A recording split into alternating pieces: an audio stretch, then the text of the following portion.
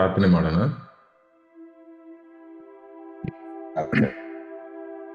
ಪ್ರೀತಿಯ ತಂದೆ, ಬೆಳಗಿನ ಸಮಯಕ್ಕಾಗಿ ಸ್ತೋತ್ರ ಅಪ್ಪ. ನಮ್ಮ ಮುಂದೆ ಇರುವ ವಾಕ್ಯಗಳನ್ನು ನಿಮ್ಮ ಕೈಯಲ್ಲಿ ನಾವು ಒಪ್ಪಿಸ್ಕೊಡ್ತೀವಿ.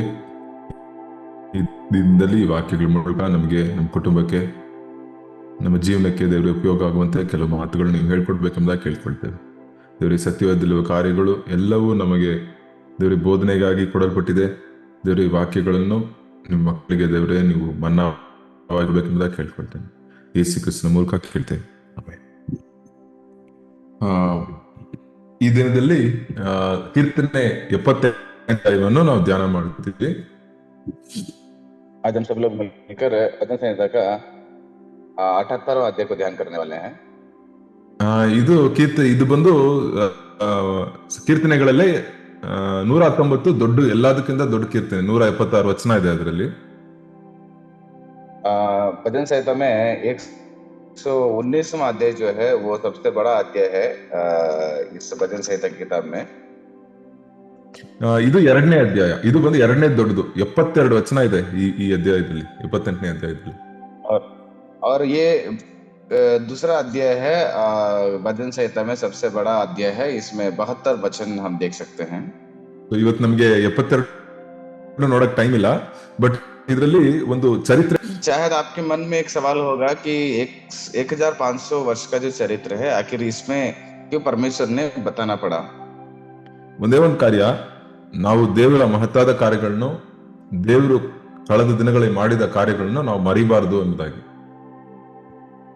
एक बात खचित है कि परमेश्वर के महत्व जो कार्य है और उसको हम कभी भी नहीं बोलना चाहिए करके हमें ये दर्शाता है.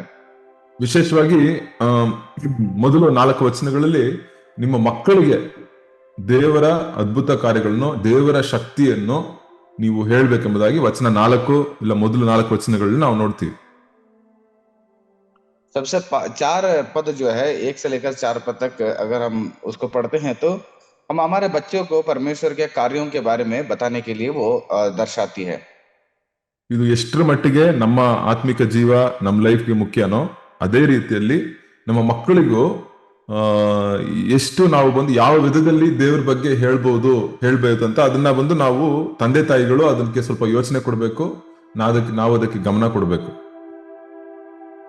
तो देखिएगा हमारा आत्मिक जीवित कितना हमारे लिए महत्वपूर्ण है. ठीक उसी प्रकार हमारे बच्चों को भी परमेश्वर के प्रति बताना और उन्हें भी आत्मिक मार्गों में चलाना हर एक माँ बाप का एक जिम्मेदारी होता है और उसको हमें जानना जरूरी है.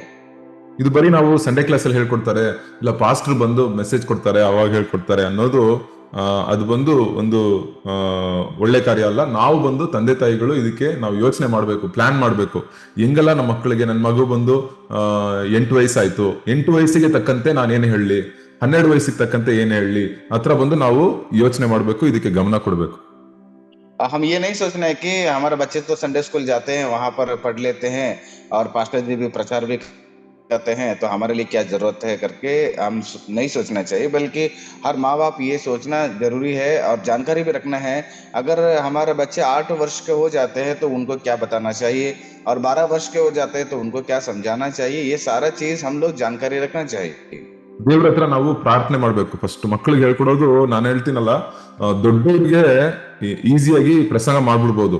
ಅಂದ್ರೆ ಮಕ್ಕಳಿಗೆ 8 ವಯಸ್ಸು ಮಗುಗೆ ಹೋಗಿ 8 ವಯಸ್ಸು ತಕ್ಕಂತೆ ನಾವು ಹೇಳ್ಕೊಡೋದು ದೇವ್ರ ಜ್ಞಾನ ಬೇಕು. 12 ವಯಸ್ಸು ಮಗುಗೆ 12 ವಯಸ್ಸು ತಕ್ಕಂತೆ ನಾವು ಹೇಳ್ಕೊಡೋದು ದೇವ್ರ ಜ್ಞಾನ ಬೇಕು.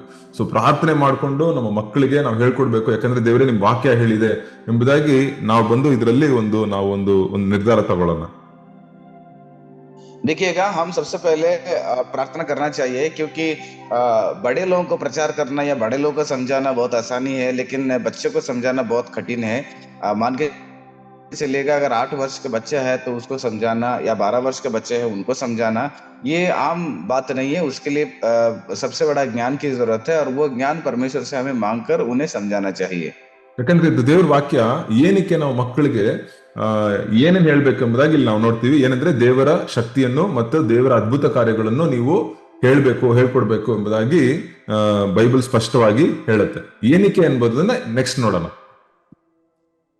तो बाइबल हमें स्पष्ट से ये बताती है कि हम हमारे बच्चों को परमेश्वर के सामर्थ्य के बारे में और परमेश्वर के आश्चर्य अद्भुत कामों के बारे में बताना चाहिए।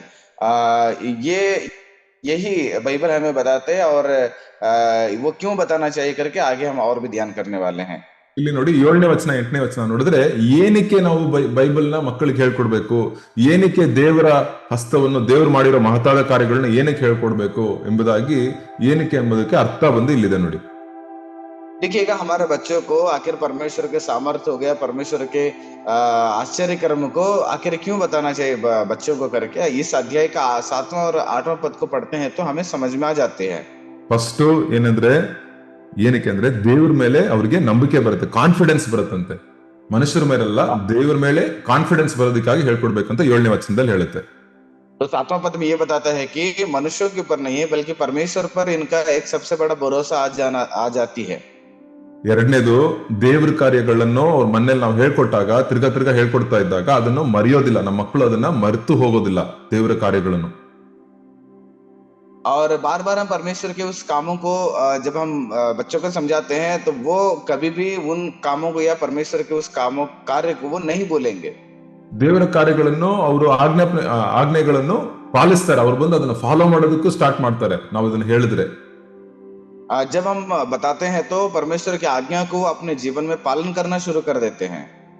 ಮತ್ತು ಕೊನೆಯದಾಗಿ ಏನ್ ಮಾಡ್ತಾರೆ ಅಂದ್ರೆ, ಈ ರೀತಿಯಾಗೆಲ್ಲ ಮಾಡಬಾರ್ದು ಅಂತ ಕೆಲವು ಉದಾಹರಣೆಗಳುಂಟು, ಬೈಬಲ್ ಕಥೆಗಳುಂಟು. ಆ ಕಥೆಗಳ ಮೂಲಕ ಈ ರೀತಿಯಾಗಿರ್ಬೇಕು, ಈ ರೀತಿಯಾಗಿರ್ಬಾರ್ದು ಎಂಬುದಾಗಿ ನಾವು ಹೇಳ್ಕೊಡ್ಬೇಕಾದ್ರೆ ಅವ್ರಿಗೆ ಯಾವ್ದು ರೈಟು ಯಾವ್ದು ರಾಂಗ್ ಎಂಬುದಾಗಿ ಆ ಮಕ್ಕಳಿಗೆ ಗೊತ್ತಾಗುತ್ತೆ. तो बाइबल में कई सारे ऐसे घटनाएं हैं, उसको उदाहरण तौर से हम बताना चाहिए और वो बच्चे समझ पाएंगे कि कौन सा सही है और कौन सा गलत है। ಸೊ ಇದರ ಏನಕ್ಕೆ ಇದು ಬಂದ ಅವಶ್ಯಕತೆ, ಏಕೆ ನಾವು ಕಲಿಸ್ಕೊಡ್ಬೇಕೆಂಬುದಾಗಿ ಕಾರಣಗಳನ್ನು 7ನೇ ವಚನದಲ್ಲಿ ನಾವು ನೋಡ್ತೀವಿ. तो आखिर क्यों ये सारा चीज को हम बच्चों को समझाना चाहिए, वो 7वां और 8वां पद में हम देख सकते हैं। ಸೊ ಇದು ಬಂದು ನೋಡಿ, ಅನೇಕ ಸರಿ ಬಂದು ಏನಾಗತ್ತಂದ್ರೆ, ಒಂದು ತಲಾಂತರಗಳಲ್ಲಿ ಏನಾಗತ್ತಂದ್ರೆ, ಸ್ವಲ್ಪ ತಂದೆ ತಾಯಿಗಳು ಬಂದು ಸ್ವಲ್ಪ ಈಸಿಯಾಗಿ ತಗೊಳ್ತಾರೆ. ಇದು ನಮ್ ಕರ್ತವ್ಯ ಅಲ್ಲ, ನಮ್ ಕೆಲಸ ಇದೆ, ನಮ್ ಬ್ಯುಸಿ ಇದೀವಿ, ನಮ್ ಸೇವೆ ಇದೆ ಅಂದ್ಬಿಟ್ಟು ನಾವು ಅದನ್ನ ತಳ್ತಾ ಇರ್ತೀವಿ. ಅದು ಮಕ್ಕಳು ಬೆಳಿಬೇಕಾದ್ರೆ ಎಲ್ಲಿಂದ ಕಲಿತಾರೆ ಅಂದ್ರೆ, ಫೋನ್ಗಳಿಂದ, ಇಲ್ಲ ಟಿವಿಗಳಿಂದ, ಚಲನಚಿತ್ರಗಳಿಂದ ಬೇರೆ ಬೇರೆ ರೀತಿಯಾದ ಪಾಠಗಳನ್ನ ಕಲ್ತ್ಕೊಳ್ತಾರೆ ಅವರು. तो एक ऐसा पीढ़ी आ जाता है प्रियो, हम अगर आप सही से नहीं बताते हैं तो बच्चे क्या करेंगे, मोबाइल में टीवी में, वो तो वहां से वो आकर क्या करेंगे, कई सारे चीजों को वो सीख पाएंगे। ಮಾಡೋದು ಎಂಬುದಾಗಿ ನಾವು ಬಂದು ಇದ್ರ ಬಗ್ಗೆ ಸ್ವಲ್ಪ ಯೋಚನೆ ಮಾಡಬೇಕು, ಇದನ್ನ ಹೇಳ್ಬೇಕು. ಅದರಿಂದ ಸ್ವಲ್ಪ ನೀವು ದಯವಿಟ್ಟು ನೀವೆಲ್ಲರೂ ಇದಕ್ಕಾಗಿ ಡೈಲಿ ಸ್ವಲ್ಪ ಟೈಮ್ ಕೊಡಿ, ಇಲ್ಲ ವಾರದಲ್ಲಿ ಒಂದ್ 2-3 ದಿನ ಇದಕ್ಕಾಗಿ ದೇವರ ವಾಕ್ಯಗಳನ್ನ ಮಕ್ಕಳಿಗೆ ಹೇಳೋದಕ್ಕೆ ನೀವು ನಿಮ್ ಫ್ಯಾಮಿಲಿಗೆ ನೀವು ಕೊಡಿ. ಇದು ಬಹಳ ಬಹಳ ಬಹಳ ಮುಖ್ಯ ಆಗ್ಬಿಟ್ಟಿದೆ. तो देखिएगा, कभी कभी ऐसे हो जाता है जब हम बच्चों को समझाते हैं तो उनको मन नहीं लगेगा, बहुत बोर हो जाएगा। तो इसलिए हम कुछ तो करके हफ्ता में या 2 या 3 दिन हम देना चाहिए हमारे परिवार के लिए, और उन बच्चों को परमेश्वर के बारे में हमें समझाना, उनको उत्साहित करना ये जरूरी है। आप जरूर लेना ही चाहिए परिवार के लिए। ಸೊ ನೀವು ಅನೇಕ ಸಾರಿ ಬೈಬಲ್ನ ಉದಾಹರಣೆಗಳು ನೋಡಿದೀವಿ. ತಂದೆ ತಾಯಿಗಳು ಬೇರೆ ಕಾರ್ಯದಲ್ಲಿ ಬ್ಯುಸಿ ಆದಾಗ ಅವ್ರ ಮಕ್ಕಳು ಬೇರೆ ಕಾರ್ಯಗಳು ಬ್ಯುಸಿ ಆಗ್ತಾರೆ. ಆಮೇಲೆ ಅವ್ರ ಮಕ್ಕಳು ನೋಡಿ ದೇವರ ಆಲಯಕ್ಕೆ ಹೋಗೋದಕ್ಕೆ ಫುಲ್ ಸ್ಟಾಪ್ ಮಾಡ್ಬಿಡ್ತಾರೆ. ಇವ್ರು ಬಂದು ಸ್ವಲ್ಪ ಹೋಗಕ್ಕೆ ಸ್ಟಾಪ್ ಮಾಡ್ತಾರೆ. ಅವ್ರ ಮಕ್ಕಳು ಬಂದು ಸಂಪೂರ್ಣವಾಗಿ ದೇವರ ಆಲಯಕ್ಕೆ ಹೋಗೋಕೆ ಸ್ಟಾಪ್ ಮಾಡ್ಬಿಡ್ತಾರೆ.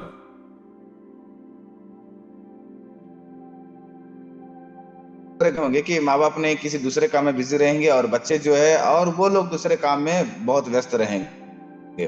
और कुछ दिन ऐसे होगा, माँ बाप परमेश्वर के भवन में जाना थोड़ा सा कम कर देंगे, लेकिन बच्चे जो है वो हमेशा के लिए बंद कर देंगे। तो इसलिए बच्चों के जीवन परमेश्वर के भवन में जाना ही वो छोड़ देते हैं हमेशा के लिए।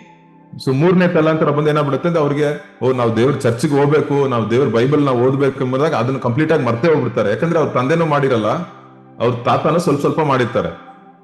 तो देखिएगा, ये तीसरा पीढ़ी में क्या हो जाता है, उनके जो बच्चे हैं वो पूरा परमेश्वर को भूल जाएंगे, परमेश्वर के भवन को भूल जाएंगे, क्योंकि उनके जो पहला पीढ़ी है, उनके दादा लोग भी परमेश्वर खोजना कम थे और उनके बच्चों को नहीं समझाए, और उनके माता पिता जो है वो भी परमेश्वर को खोजना कम कर दिए। लेकिन ये तीसरा पीढ़ी जो है पूरा परमेश्वर से वो पीछे हट जाते हैं। ಇದನ್ನ ನಾವು ಈ 28ನೇ ಅಧ್ಯಾಯದಲ್ಲಿ ನಾವು ನೋಡ್ತೀವಿ ನೋಡಿ, ಹೇಗೆ ಈ ಮಕ್ಕಳು ಇದು ಇದು ಅವ್ರ ತಂದೆ ತಾಯಿಗಳು ಈ ಬಂದು ಅವ್ರ ತಂದೆ ಹೇಳ್ತಾ ಇದಾರೆ, ಕಥೆನ ಹೇಳ್ತಾ ಇದಾರೆ ನೋಡಿ, ನಿಮ್ 1500 ವರ್ಷದಿಂದ ಏನೇನ್ ನಡೀತು ಎಂಬುದಾಗಿ ಅವ್ರು ಬಂದು ಇಲ್ಲಿ ಎಕ್ಸ್ಪ್ಲೇನ್ ಮಾಡ್ತಾರೆ ನೋಡಿ.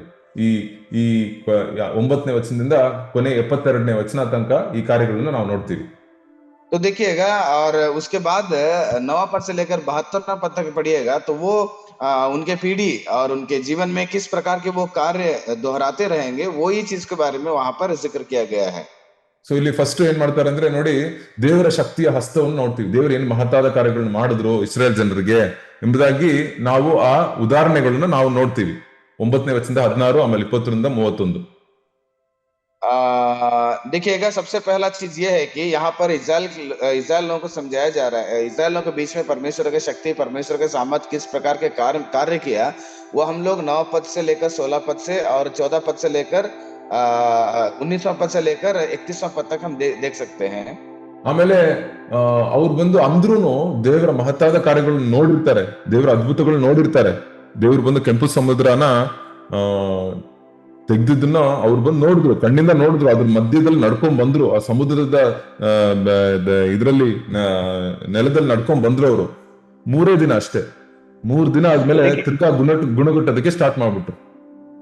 तो देखिएगा, इस्राएल के लोग अपने आंखों से देखे थे सारा चमत्कार को, क्योंकि जब लाल समुद्र के बारे में बात करते हैं तो परमेश्वर ने उसको विभाजन किए और सूखी भूमि पर उनको चलाए और उनकी आंखों से देखे थे. लेकिन वो 3 ही दिन था, उसके बाद वो 3 दिन के बाद जो है परमेश्वर ने किए उस सामर्थ्य के काम को ये लोग भूल गए.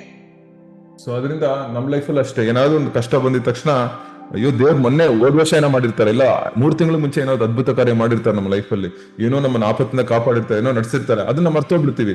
ಇವಾಗಿರೋ ಸಮಸ್ಯೆ ಬಂದು ನಮ್ಮ ತಲೆ ಮೇಲೆ ಹಂಗೆ ಬಂದು ಕೂತ್ಕೊಂಡ್ಬಿಡುತ್ತೆ, ನಮಗೆ ಅದನ್ನ ಭಾರ ಆಗ್ಬಿಡುತ್ತೆ, ದೇವ್ರನ್ನೇ ನಾವು ಬಂದು ಪ್ರಶ್ನೆ ಕೇಳಲು ಸ್ಟಾರ್ಟ್ ಮಾಡ್ಬಿಡ್ತೀವಿ. तो देखिएगा, हमारे जीवन में भी कभी कभी ऐसे ही परिस्थिति आ जाता है. परमेश्वर ने पिछले साल कुछ काम किए होंगे या 3-4 महीने से पहले कुछ कार्य किए होंगे, उसको भूल जाते हैं और समस्याओं को लेकर हम सर पे चढ़ा लेते हैं और बहुत बड़ी मुसीबत में हम लोग बैठ जाते हैं सारा चीज को भूल जाके. ಅದನ್ನ ಇಲ್ಲೂ ನಾವು ನೋಡ್ತೀವಿ. ಇದು ಬಂದು ನಾವು ಇಸ್ರಾಯೇಲ್ ಜನರು ಮಾಡಿರೋ ಕಾರ್ಯ ಮಾತ್ರ ಅಲ್ಲ, ಇದು ನಮಗೆ ಪಾಠವಾಗಿದೆ, ಇದು ಬಂದು ನಮಗೆ ಒಂದು ಬೋಧನೆ ಆಗಿದೆ. ಇದರಿಂದ ನಾವು ಬಂದು ಎಚ್ಚರಿಕೆ ಹೇಗಿರ್ಬೇಕು, ಯಾವ ಕಾರ್ಯದಲ್ಲಿ ಎಚ್ಚರಿಕೆ ಆಗಿರ್ಬೇಕು, ಯಾವ ಕಾರ್ಯದಲ್ಲಿ ನಾವು ನೆಲೆಗೊಳ್ಬೇಕು ಎಂಬುದಾಗಿ ಇಲ್ಲಿ ನಾವು ದೇವ್ರ ವಾಕ್ಯದಲ್ಲಿ ನೋಡ್ತೀವಿ. तो इस्राएल लोगों के की हुई सारी घटनाएं जो है वो हमारे लिए एक सबक के तौर से जिक्र किया गया है. हम किस प्रकार से रहना है, किस प्रकार से नहीं रहना चाहिए, किस प्रकार से सोचना चाहिए, वही सारा चीज हमें क्या करती है, वो सिखाती है. ಅಂದ್ರೂ ನೋಡಿ, ತಿರ್ಗಾ ದೇವ್ರ ಹತ್ರ ಬರತ್ತಾರೆ, ದೇವ್ರು ಬಂದು ಕೋಪ ಬಿಡ್ತಾರೆ, ತಿರ್ಗಾ ದೇವ್ರ ಹತ್ರ ಬರ್ತಾರೆ. 37ನೇ ವಚನದಲ್ಲಿ ಏನಾಗ್ತಿರ್ತದೆ, ಅವ್ರ ಮನಸ್ಸು ದೇವರಲ್ಲಿ ಇರಲ್ಲ, ಬರೀ ಬಾಯಿಂದ ಹಾಡುಗಳನ್ನ ಆಡ್ತಾರೆ, ಬಾಯಿಂದ ಏನಾರ ವಾಕ್ಯಗಳನ್ನೆಲ್ಲ ಹೇಳ್ತಾರೆ, ಬಟ್ ಅವ್ರ ಹೃದಯ ದೇವರಿಂದ ದೂರ ಇರುತ್ತೆ ಎಂಬುದಾಗಿ 33ನೇ ವಚನದಿಂದ 37ನೇ ವಚನದಲ್ಲಿ ನಾವು ಅದನ್ನ ನೋಡ್ತೀವಿ. तो देखिएगा, फिर भी कभी कभी क्या हो जाता है, इनका मन फिरता है परमेश्वर के पास, लेकिन परमेश्वर के वचन ऐसे उनके विषय में बताता है कि उनका हृदय जो है वो दृढ़ नहीं रहता है. केवल होठों पे मेरा नाम लेते हैं, लेकिन हृदय में मेरे लिए उनके हृदय में मेरे लिए कोई प्रकार का जगह नहीं करके परमेश्वर ने उनके विषय में यहाँ पर बताते हैं. 33वां पद से लेकर 37वां पद तक देखिएगा. ಸೊ ತಿರ್ಗಾ ನಾವು ನೋಡ್ತೀವಿ ದೇವರ ಕೃಪೆ, ಅವರ ಪ್ರೀತಿ. ಅಂದ್ರೂ 38-39ನೇ ವಚನ, ಅಂದ್ರೂ ದೇವ್ರು ಬಂದು ಅವ್ರನ್ನ ಅರಿತಿ, ಅವ್ರನ್ನ ಬಂದು ಅವರಿಗೆ ಬಂದು ಏನು ಅವ್ರನ್ನ ಬಂದು ನಾಶ ಮಾಡದೆ, ಅವರ ಕೋಪವನ್ನು ದೇವ್ರು ಬಂದು ಸೈಡಲ್ಲಿ ಇಟ್ರು ಅಂತ ಹೇಳುತ್ತೆ. ಅವ್ರು ಬಂದು ಪರವಾಗಿಲ್ಲ, ಇವ್ರು ಬರೋ ಮಾಂಸಾನೇ ಅವರು, ಸೊ ಈ ರೀತಿಯಾಗಿ ಮಾಡ್ತಾ ಇದಾರೆ ಅಂತ ದೇವ್ರು ಬಂದು ಅಷ್ಟು ಕಣಿಕರ ಪ್ರೀತಿ ತೋರಿಸ್ತಾರೆ. ಇಷ್ಟು ಜನರು ವಿರೋಧವಾಗಿ ದೇವ್ರು ವಿರೋಧವಾಗಿ ಬಂದ್ರು ಕೂಡ. देखिएगा, इस्राएल के लोग इतना विरोध थे और इतना उनके सोच विचार गलत होने के बावजूद भी परमेश्वर का जो कृपा, परमेश्वर का जो प्रेम है, ये सोचता है कि फिर से उनको क्षमा करता है, फिर से उनको जीने के लिए मौका देता है. परमेश्वर सोचते हैं कि वो एक शारीरिक दशा में है और वो ऐसे गलती करते हैं, वो नाश होने वाले हैं, लेकिन फिर भी वो लोग उनको एक मौका देना चाहिए करके परमेश्वर ने फिर से उन्हें अपना कृपा और अपने प्रेम को उनके ऊपर दिखाते हैं. ನೀವು ಹಳೆ ಒಡಂಬಡಿಕೆಯಲ್ಲಿ ಓದಿದ್ರೆ ದೇವರ ಅದ್ಭುತ, ದೇವರನ್ನ ಮರೀತಾರೆ, ದೇವ್ರ ಮೇಲೆ ಪಾಪ ಮಾಡ್ತಾರೆ, ದೇವ್ರ ಕೋಪ ಪಡ್ತಾರೆ, ತಿರ್ಗಾ ದೇವ್ರ ಹತ್ರ ಬರ್ತಾರೆ, ತಿರ್ಗಾ ದೇವ್ರ ಅದ್ಭುತ ಮಾಡ್ತಾರೆ. ಈ ತರ ಒಂದು ಸೈಕಲ್ ತರ ನಡೀತಾನೆ ಇರುತ್ತೆ ಈ ತರ ಕೊನೆ ತನಕ. तो अगर आप पुराने नियम को एक बार देखिएगा, वहां पर परमेश्वर चंगाई चमत्कार करते हैं, उसके बाद वो सारे इज़राइल के लोग भूल जाते हैं, फिर से परमेश्वर उनको याद करते हैं, फिर उनके जीवन में चमत्कार करते हैं, फिर से वो लोग भूल जाते हैं और फिर से परमेश्वर उन्हें याद रखते हैं। ऐसे एक सर्कल जो है उनके विषय पर वो हम कई बार देख सकते हैं। ಕೊನೆಯದಾಗಿ ದೇವ್ರು ಏನ್ ಮಾಡ್ತಾರಂದ್ರೆ 72ನೇ ವಚನದಲ್ಲಿ ದೇವ್ರು ಏನ್ ಹೇಳ್ತಾರೆ, ಆ ಬದರ್ ಅದು ಓದಕ್ಕಾಗತ್ತಾ ಬದರ್ ಹಿಂದಿ ಬೈಬಲ್ ಅಲ್ಲಿ 70 ರಿಂದ 72ನೇ हाँ, ವಚನ ಅದು ಏನ್ ಹೇಳ್ತಾ ಕೊನೆಯದಾಗಿ देखिएगा ಏನಾಗುತ್ತೆ हम ಅಂತ ನೋಡಿ. आखिरी में क्या होता है करके 17वां पद से लेकर 72वां पद तक यहाँ पर ऐसा लिखा गया है, फिर उसने अपने दास दाऊद को चुन कर भेड़शालाओं में से ले लिया। वह उसके बच्चे वाले भेड़ों पीछे पीछे फिरने से ले आया कि वह उसकी प्रजा याकूब की अर्थात उसके निज भाग इज़राइल की चरवाही करे। तब उसने खरे मन से उनकी चरवाही की और अपने हाथ की कुशलता से उनकी अगुवाई की। ನೋಡಿ, ಕೊನೆಯದಾಗಿ ದೇವ್ರು ಬಂದು ದಾವಿದನ್ನ ಅವ್ರಿಗೆ ಕೊಡ್ತಾರೆ. तो आखिरी में क्या हो जाता है, परमेश्वर दाऊद को उनके बीच में खड़ा करते हैं, उनको देते हैं। ಅವ್ರನ್ನ ಬಂದು ದಾವಿದ ಅರಸನನ್ನು ಕೊಟ್ಟು ಅವರು ನಿಮ್ಮನ್ನ ಆಳ್ತಾರೆ, ಅವನ್ನ ನಿಮ್ಮನ್ನ ಪ್ರೀತಿಯಿಂದ ನಿಮ್ಮನ್ನ ಒಂದು ಕುರುಬ ನಿಮ್ಮನ್ನ ಮೇಯಿಸೋ ತರ ಅವ್ನು ನಿಮ್ಮನ್ನ ಮೇಯಿಸ್ತಾರೆ ಎಂಬುದಾಗಿ ಹೇಳ್ತಾರೆ. तो दाऊद जो है आपको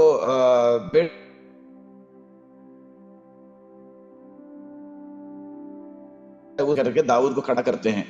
ಸೊ ಕೊನೆಯದಾಗಿ ನೋಡಿ, ಇಲ್ಲಿ ದೇವ್ರು ಬಂದ್ಬಿಟ್ಟು ಏನ್ ಹೇಳ್ತಾರೆ ಅಂದ್ರೆ, ಕೊನೆಯದಾಗಿ ಇದು 2 ಸಾಮುವೇಲನ ಪುಸ್ತಕ 7ನೇ ಅಧ್ಯಾಯದಲ್ಲಿ 16ನೇ ವಚನದಲ್ಲಿ ಏನ್ ಹೇಳ್ತಾರೆ, ದಾವಿದನ ಸಂತತಿಯಲ್ಲಿ ದಾವಿದನ ಕುಮಾರನ ಯಾರು, ಯೇಸು ಕ್ರಿಸ್ತನು. ಅವರನ್ನ ಬಂದು ದಾವಿದನ ಸಂತತಿಯಲ್ಲಿ ಯೇಸು ಕ್ರಿಸ್ತ ಬರ್ತಾರೆ. ಅವರು ನಮ್ಮನ್ನು ಈ ದಿನಗಳಲ್ಲಿ ದೇವರು ನಮ್ಮನ್ನು ಕುರಿಯಂತೆ ದೇವರು ನಮ್ಮನ್ನ ನಮಗೆ ಕುರುಬನಾಗಿ ಇದ್ದಾರೆ. तो देखिएगा दूसरा सामुएल का 7वां अध्याय का 16 पद को ध्यान करते हैं तो वहां पर की बात के अनुसार दाऊद के जो घराने में या दाऊद के जो पीढ़ी में प्रभु यीशु मसीह जन्म लेते हैं और वह प्रभु यीशु मसीह आज हमें एक चरवाहा के तरह हमें वो चराता है।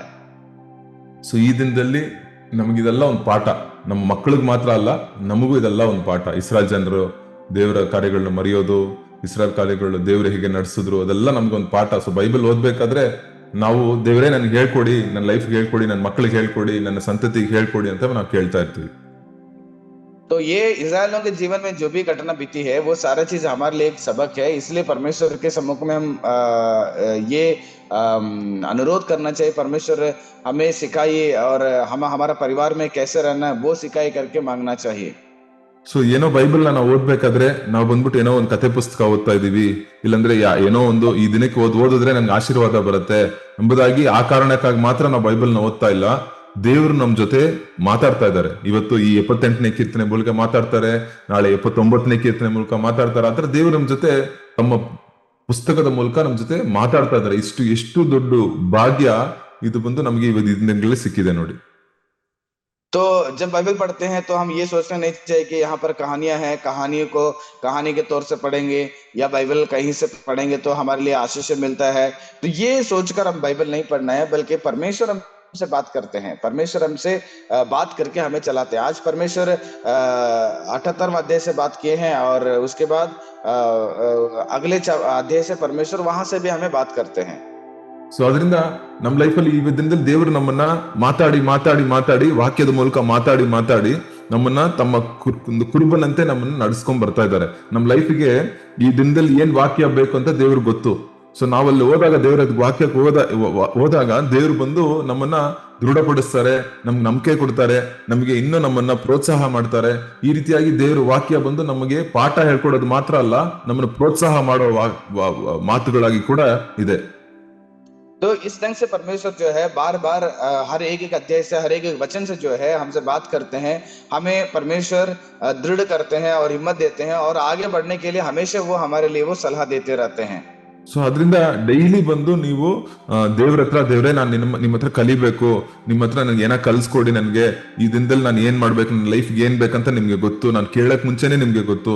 ಸೊ ದಯವಿಟ್ಟು ನನ್ನ ಜೊತೆ ಮಾತಾಡಿ, ಒಂದು ತಾಳ್ಮೆಯಿಂದ ದೇವರ ಮಹತ್ತಾದ ಹಸ್ತದ ಕೆಳಗೆ ನೀವು ತಾಳ್ಮೆಯಿಂದ ಬನ್ನಿ ಎಂಬುದಾಗಿ ದೇವ್ರ ವಾಕ್ಯ ಹೇಳುತ್ತೆ. तो परमेश्वर का वचन हमें यही समझाता है कि परमेश्वर मुझे आप सिखाइए और आप मुझे चलाइए करके परमेश्वर के पास हमेशा हम क्या करना है, उसके वचन के पास हो या उसके करीब हम क्या करना है, नम्रता से जाएंगे तो वो हमें क्या करेंगे, चलाएंगे बोलकर वो सिखाती है। ನೀವು ಬೇರೆಯವ್ರ ಬಗ್ಗೆ ಯೋಚನೆ ಮಾಡಬೇಡಿ, ಬೇರೆಯವ್ರು ಹೆಂಗಿದ್ದಾರೆ, ವಾಕ್ಯನ ಓದ್ತಾ ಇದಾರಾ, ಸರಿಗ್ ಫಾಲೋ ಮಾಡ್ತಾ ಇದಾರ ಎಲ್ಲ ಮಾಡಬೇಡಿ. ನಿಮ್ ಲೈಫ್ ಅಲ್ಲಿ ನೀವು ದೇವರ ವಾಕ್ಯದ ಕೆಳಗೆ, ದೇವರ ಕೆಳಗೆ ನಮ್ಮನ್ನು ತಗ್ಗಿಸಿದಾಗ ದೇವರು ನಮ್ಮನ್ನ ಉನ್ನತಕ್ಕೆ ಎತ್ತುತ್ತಾರೆ ಎಂಬುದಾಗಿ ದೇವರ ವಾಕ್ಯ ಹೇಳಿದೆ, ನಾನು ಹೇಳ್ತಾ ಇಲ್ಲ. ಸೊ ಆ ದೇವರ ವಾಕ್ಯಕ್ಕೆ, ದೇವರ ಆ ಆ ಆ ಆಲೋಚನೆಗಳಿಗೆ ನಾವು ಬಂದು ಕಿವಿಗೊಡೋಣ. तो किसी दूसरों को मत देखिएगा, किसी दूसरे लोग बाइबल पढ़ रहे हैं कि नहीं, प्रार्थना कर रहे हैं कि नहीं, बल्कि आप जो है नम्र होकर परमेश्वर का वचन को ध्यान कीजिए और परमेश्वर जो है समय के अनुसार आपको उन्नति के स्थान में ले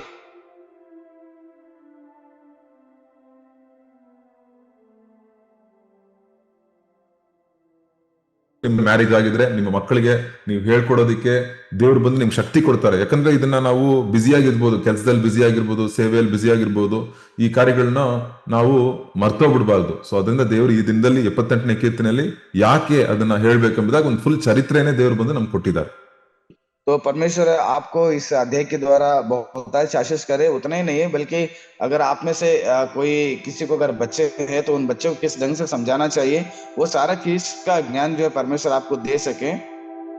ಸೊ ಈ ದಿನಗಳಲ್ಲಿ ನೋಡಿ, ಎಲ್ಲರಿಗೂ ಒಂದು ಪ್ರಾಬ್ಲಮ್ ಏನಂದ್ರೆ, ಫೋನ್ ಅಲ್ಲಿ ತುಂಬಾ ಇಂಟ್ರೆಸ್ಟ್ ಆಗಿರೋ ಡ್ರಾಮಾಗಳು, ಕಾರ್ಟೂನು ಆ ತರ ಎಲ್ಲ ಬರುತ್ತೆ. ಸೊ ಮಕ್ಕಳಿಗೆ ದೇವರ ಕಾರ್ಯಗಳಲ್ಲಿ ಅವ್ರಿಗೆ ಬಂದು ಅದು ಬೋರ್ ಹೊಡೆಯುತ್ತೆ ಬಂದಾಗ. ಸೊ ನಮ್ಮ ಕೆಲಸ, ತಂದೆ ತಾಯಿಗಳ ಕೆಲಸ ಇನ್ನೂ ಅಧಿಕ ಇದೆ. ಏನಂದ್ರೆ ಹೇಗೆ ನಾವು ದೇವರ ವಾಕ್ಯನ ಮಕ್ಕಳಿಗೆ ತಿಳಿಯೋ ತರ, ಬೋರ್ ಹೊಡಿದೇ ಇರೋ ತರ ಅದನ್ನ ನಾವು ಹೇಗೆ ಅವ್ರಿಗೆ ನಾವು ಹೇಳ್ಕೊಡೋದು ಎಂಬುದಾಗಿ ಅದು ಬಂದು ಎಕ್ಸೈಟಿಂಗ್. ಮಕ್ಕಳಿಗೆ ಬಂದು ಆ ಟೈಮ್ ಬಂದು ನಾವು ಹೇಳ್ಕೊಡೋ ಟೈಮು, ದೇವ್ರ ವಾಕ್ಯನ ಹೇಳ್ಕೊಡೋ ಟೈಮು, ಅದರಿಂದ ಬರೋ ಪಾಠಗಳನ್ನ ಹೇಳ್ಕೊಡೋ ಟೈಮು ಒಂದು ಎಕ್ಸೈಟಿಂಗ್ ಟೈಮ್ ಆಗಿ ಮಕ್ಕಳಿಗೆ ಇರ್ಬೇಕು. तो देखिएगा आजकल जब बैठ जाते हैं, जो टीवी में हो गया, मोबाइल में हो गया, वहां पर ऐसे कहानियां या ऐसे कोई कार्य उनके सामने आ जाता है, उसमें उनका मन लग जाता है. लेकिन जब प्रार्थना का समय आ जाता है, पर बच्चों को समझाने का समय आ जाता है, तो हमें ऐसे एक निर्णय लेना है ताकि बच्चों को वो उत्साहित हो जाए जो हम समझाते हैं, और वो समझाने की चीज उनके मन में वो बहुत आशा रहना चाहिए कि हाँ मुझे और भी समझना चाहिए. उस ढंग से हम बच्चों को समझाने के लिए कोशिश करना चाहिए. ಸುಮ್ಮನೆ ಒಂದಿನ ನೀವು ಆಚೆ ಕರ್ಕೊಂಡು ಹೋಗ್ಬೋದು. ಎಲ್ಲಾದ್ರೂ ನೀವು ನಿಮ್ಮ ಮನೆ ಪಕ್ಕದಲ್ಲಿ ಏನೋ ಒಂದು ದೊಡ್ಡ ಬಂಡೆ ಇದ್ರೆ ಬಂಡೆ ಹತ್ರ ಕರ್ಕೊಂಡು ಹೋಗ್ಬಿಟ್ಟು ಬಂಡೆಯಿಂದ ಒಂದು ಪಾಠನ ಹೇಳ್ಕೊಡ್ಬೋದು ಅವ್ರಿಗೆ. ಹೆಂಗೆ ಹೇಳ್ಬೋದು ಅಂದ್ರೆ, ನೋಡಿ ಈ ತರ ಮೋಸೆ ಬಂದು ಒಂದಿನ ದೇವ್ರ ಮಕ್ಕಳು ಬಂದ್ರು, ಈ ತರ ಒಂದು ದೊಡ್ಡ ಕಾಡಲ್ಲಿ ನಡ್ಕೊಂಡ್ ಬರ್ತಾ ಇದ್ರು, ಅವ್ರಿಗೆ ನೀರಿರ್ಲಿಲ್ಲ, ದಾಹ ಆಗ್ತಿತ್ತು, ಅವ್ರಿಗೆ ಬಂದು ದೇವ್ರು ಬಂದು ಒಂದು ಬಂಡೆ ಮೂಲಕ ಅವ್ರಿಗೆ ನೀರನ್ನು ಕೊಟ್ರು, ಎಲ್ಲ ದಾಹನ್ ತೀರ್ಸಿದ್ರು. ಸೊ ಈ ದಿನದಲ್ಲಿ ದೇವ್ರು ನಮ್ ದಾಹನ್ ತೀರಿಸ್ತಾರೆ. ದೇವ್ರ ಹತ್ರ ನಾವ್ ಇರ್ಬೇಕಂಬುದಾಗಿ ಸುಮ್ಮನೆ ಒಂದು ಪಾರ್ಕ್ ಅಲ್ಲಿ ನೀವು ಹೋಗ್ಬೇಕಾದ್ರೆ, ಒಂದು ಆಚೆ ಕರ್ಕೊಂಡು ಹೋಗ್ಬೇಕಾದ್ರೆ ಒಂದು ಬಂಡೆ ಇರುತ್ತೆ, ಬಂಡೆ ಮೂಲಕ ನೀವು ಬಂದು ಒಂದು ದೇವರ ವಾಕ್ಯವನ್ನು ಕತೆ ತರ ಅವ್ರಿಗೆ ಹೇಳ್ಕೊಡ್ಬೋದು ಚಿಕ್ಕ ಮಕ್ಕಳಿಗೆ. तो देखिएगा उदाहरण से अगर आप मान के चलिए बच्चों को लेके कहीं बाहर जाते हैं, वहां पर मानो अगर आपके सामने एक चट्टान है, तो चट्टानों को दिखाकर आप बता सकते हो कि देखो ये चट्टान जिस प्रकार से है उसी प्रकार एक चट्टान था. इजराइल के लोगों के जीवन में एक बार जंगल में जाते समय उनको पीने के लिए पानी नहीं था, और परमेश्वर ने उस चट्टान से उन लोगों को पीने के लिए पानी दिए और उनका सारे प्यास को मिटा दिए. ठीक उसी प्रकार हम भी परमेश्वर में बने रहना चाहिए, वो भी हमारा प्यासों को मिटाएंगे बोलकर एक ऐसे एक क्या बोलते हैं बच्चों को इच्छुक होने वाले घटनाओं को हमें तैयार करना चाहिए. ಸೊ ಖಂಡಿತವಾಗಿ ನಾವು ರೂಮಲ್ಲಿ ಇಟ್ಬಿಟ್ಟು ಕ್ಲಾಸ್ ರೂಮ್ ತರ ನಾವು ಪಾಠ ತಗೊಳ್ಬೇಕಂತ ಅವಶ್ಯಕತೆ ಇಲ್ಲ. ಅವ್ರನ್ನ ಆಚೆ ಕರ್ಕೊಂಡು ಹೋಗೋದು, ಇಲ್ಲಾಂದ್ರೆ ಬೇರೆ ಎಲ್ಲ ಹೋಗ್ತಾ ಇರ್ತೀವಿ ಬಸ್ಸಲ್ಲಿ, ಇಲ್ಲಾಂದ್ರೆ ನ್ಯೂಸ್ ಪೇಪರ್ ಏನೋ ಓದ್ತಾ ಇರ್ತೀವಿ, ನ್ಯೂಸ್ ಪೇಪರ್ ಓದ್ಬೇಕಾದ್ರೆ ನ್ಯೂಸ್ ಪೇಪರ್ ಅಲ್ಲಿ ಏನೋ ಒಂದು ಘಟನೆ ಬರುತ್ತೆ, ಅದನ್ನ ಮೂಲಕ ಈ ತರ ಇರಬಾರ್ದು, ನೋಡಿ ಈ ತರ ಇರ್ಬೇಕು, ಈ ತರ ಸೇರಿದ್ರೆ, ಈ ತರ ಫ್ರೆಂಡ್ಸ್ ಜೊತೆ ಸೇರಿದ ತಕ್ಷಣ ನೋಡಿ ಹಿಂಗಾಯ್ತು. ಅವತ್ತೊಂದು ಹುಡುಗ ಇದ್ದ, ಅವ್ನು ಬಂದು 10th ಅಲ್ಲಿ 95% ಮಾರ್ಕ್, ಅವನಿಗೆ 12th ಅಲ್ಲಿ 63 ಅಷ್ಟೇ, 63% ಮಾರ್ಕ್ ಅವನಿಗೆ ತುಂಬಾ ಕಮ್ಮಿ ಆಗೋಯ್ತು. ಏನಾಯ್ತು ಅಂದ್ರೆ, ಅವನು 11ನೇ ಕ್ಲಾಸ್ 12ನೇ ಕ್ಲಾಸ್ ಅಲ್ಲಿ ಕೆಟ್ಟ ಸ್ನೇಹಿತರ ಜೊತೆ, ಮನೆ ಹತ್ರ ಇರೋ ಸ್ನೇಹಿತರ ಜೊತೆ ಸೇರಿದ್ರಿಂದ ಅವ್ನ ಮಾರ್ಕ್ಸ್ ಎಲ್ಲ ಕಮ್ಮಿ ಆಗೋಯ್ತು. ಸೊ ಅದನ್ನ ಒಂದು ಪಾಠ ತರ ನಾನು ನಮ್ಮ ಮಕ್ಕಳಿಗೆ ನಾನು ಹೇಳ್ದೆ. ಸೊ ಈ ರೀತಿಯಾಗಿ ಅನೇಕ ಘಟನೆಗಳನ್ನು ಬೈಬಲ್ ನೆಟ್ಟು ನಾವು ನ್ಯೂಸ್ ಅನ್ನು ಇಟ್ಟು ಈ ತರ ನಾವು ಅನೇಕ ವಿಧದಲ್ಲಿ ದೇವರು ಹೇಳ್ಕೊಡ್ತಾರೆ, ಅದನ್ನ ನಾವು ಹೇಳ್ಕೊಡ್ಬೋದು. ಇದು ನಮ್ಮ ಮುಖ್ಯವಾದ, ನೀವು ಬಂದು ನಿಮ್ಮ ಫ್ಯಾಮಿಲಿಗೆ ನೀವೇ ಪಾಸ್ಟರ್, ಅದನ್ನ ಫಸ್ಟ್ ನಾವು ಮರಿಬಾರ್ದು. तो देखिएगा, और भी अगर आप मान के चलो बस में जाते हैं या कहीं पैदल से जाते रहते हैं, तो वहां पर भी न्यूज़पेपर पढ़ते हैं, तो उस वक्त में भी आपको कई सारे घटनाएं आपको मिलता है, तो उसके जरिए आप बता सकते हो। तो एक लड़का था, एक बार उसने 10वीं क्लास में 93% लेके पास हो गया था, और 12वीं क्लास में वो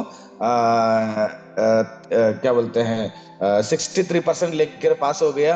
तो उसका चरित्र को थोड़ा देखा गया, तो 10वीं क्लास जब पढ़ रहा था तो अच्छा पढ़ाई करता था। जब 12वां क्लास आ गया, गलत लोगों के संगति के कारण वो अच्छे से पढ़ नहीं पाया, तो वो उसका मार्क्स जो है कम हो गया। तो इस घटना को लेकर मैंने मेरे बच्चों को क्या कर दिया, उनको समझाया। तो ऐसे कुछ घटनाएं हमें मिलता है, उसके जरिए हम हमारे बच्चों को समझा सकते हैं। ಸೊ ನೀವೇ ನಿಮ್ಮ ಫ್ಯಾಮಿಲಿಗೆ ಪಾಸ್ಟರ್ ಆಗಿದ್ದೀರಾ. तो आप अपने परिवार के लिए एक पासवान है, इसको नहीं बोलना चाहिए। ಸೊ ಅದರಿಂದ ನಾವು ನಮ್ಮ ಮಕ್ಕಳಿಗೆ ಹೇಳ್ಕೊಡೋದು ತುಂಬಾ ತುಂಬಾ ಮುಖ್ಯ. ಬೈಬಲ್ ಅಲ್ಲಿ ಇನ್ನೂ ಎಷ್ಟೋ ವಚನಗಳು ನಾನು ಕೊಡ್ಬೋದು. ಅರಣ್ಯಕಾಂಡ ಎಷ್ಟೋ ಪುಸ್ತಕಗಳಲ್ಲಿ ಮಕ್ಕಳಿಗೆ ನೀವು ಹೇಳ್ಕೊಡಿ, ಮರಿಬೇಡಿ, ದಯವಿಟ್ಟು ಅವ್ರ ಹೃದಯದಲ್ಲಿ ನೀವು ಹೇಳ್ಕೊಡಿ ಅದನ್ನ ಅಂತ ಹೇಳಿ, ಅದನ್ನ ನಾವು ಹೇಳ್ಕೊಡೋ ವಿಧ ಬಂದು ತುಂಬಾ ಮುಖ್ಯ. ಅದನ್ನ ಬೋರ್ ಹೊಡಿಯೋ ತರ ಅದನ್ನ ಬಂದು ಕಡ್ಡಾಯವಾಗಿ ಒತ್ತಾಯ ಪಡಿಸಿ ಅವ್ರನ್ನ ಗದರಿಸಿ ನಾವು ಹೇಳ್ಕೊಡೋದಲ್ಲ. ಪ್ರೀತಿಯಿಂದ ಸಾಮಾನ್ಯವಾಗಿ ದಿನ ಕಾರ್ಯಗಳಲ್ಲಿ ಮೂಲಕ ನಾವು ಅವ್ರಿಗೆ ಹೇಳ್ಕೊಡೋದು ಬಹಳ ಬಹಳ ಮುಖ್ಯ. ಅದನ್ನ ದೇವ್ರ ಹತ್ರ ನಾವು ಜ್ಞಾನ ಕೇಳೋಣ. तो देखिएगा, हम ये समझने जरूरत है कि हम उनको जबरदस्ती करके हो या दबाव से हो या डांट के हम नहीं समझाना चाहिए।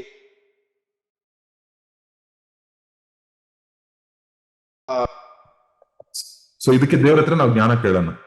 तो इसलिए हम इसके लिए परमेश्वर के पास ज्ञान मांगना चाहिए, ताकि उन बच्चों को किस ढंग से हमें समझाना चाहिए बोल के. ಸೊ ನನ್ಗೆ ಇವತ್ತು 28ನೇ ಕೀರ್ತನೆ ಫುಲ್ ಓದೋದಕ್ಕೆ ಚಾನ್ಸ್ ಇರ್ಲಿಲ್ಲ.